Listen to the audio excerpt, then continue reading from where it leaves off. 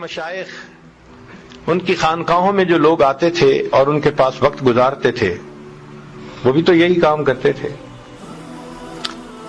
مشائخ چشت سبق کہتے ہیں اللہ حاضری اللہ ناظری اللہ معی. اللہ حاضر ہے، اللہ مجھے دیکھتا ہے، اللہ میرے ساتھ ہے. تو مقصود تو وہی ہے.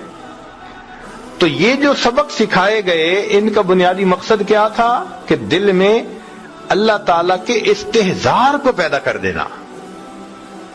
جب یہ استحضار پیدا ہو گیا پھر انسان گناہ نہیں کر سکتا، پھر گناہوں سے جان چھوٹ جاتی ہے، پھر گناہ کی طرف آنکھ اٹھا کے بھی نہیں دیکھتا انسان. ایسے اس کے دل کی کیفیت ہو جاتی ہے. چنانچہ ایک بزرگ تھے تو ان کے پاس ایک نوجوان آئے اور انہوں نے دوسرے دن ہی ان کو خلافت دے دی. بہاؤدین زکریہ ملتانی رحمت اللہ علیہ ہمارے قریب میں ایک بزرگ گزرے ہیں، بہت بڑے بزرگوں میں سے. تو جب ان کو خلافت مل گئی تو باقی جو وہاں پرانے رہنے والے لوگ تھے ان کو عجیب لگا.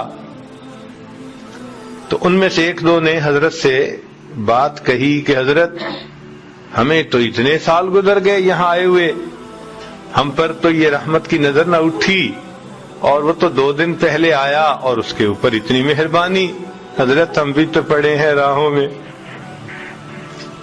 جب اس نے یہ بات کی تو شیخ نے کہا کہ اچھا میں تمہیں اس کا جواب کسی وقت سمجھاؤں گا. اب 2-4 دن گزر گئے تو کرنے والے بھی بات بھول گئے تھے. اللہ کی شان کے مہمان آ گئے اور ان کے لیے مرغی ذبح ہونی تھی، چند مرغیاں. تو حضرت نے وہ معترضین جو تھے نا ان کو بلایا اور ان کو مرغی بھی دی اور ان کو چھری بھی دی، اور اس بندے کو بھی دی مرغی اور چھری.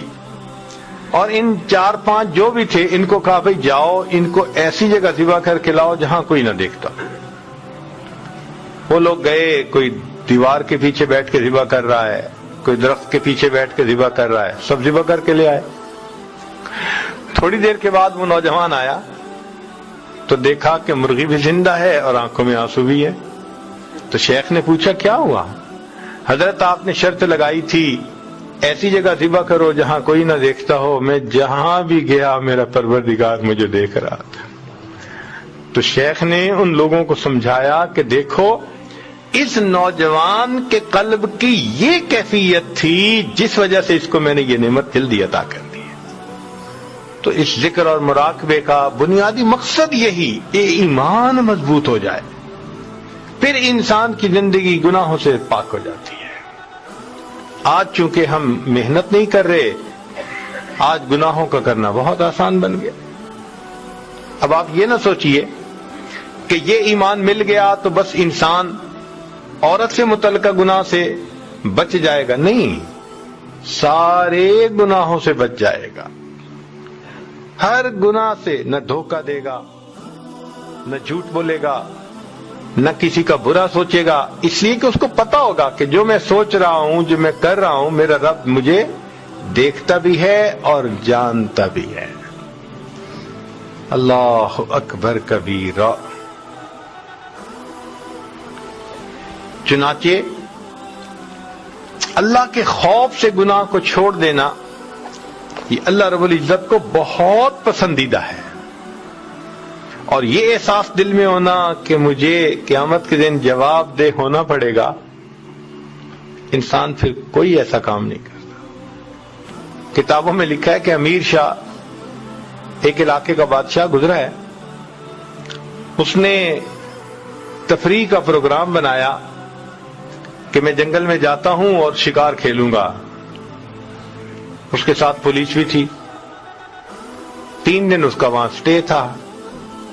اب پولیس والوں کو ایک گائے وہاں نظر آئی جو چر رہی تھی، تو انہوں نے دل میں سوچا کہ بھائی کوئی اس کا مالک تو قریب نظر نہیں آتا، تو یہ شاید بغیر مالک والی گائے ہے. انہوں نے اس کو ذبح کر لیا پکڑ کے اور اس کو گوشت بھون کے کھا لیا.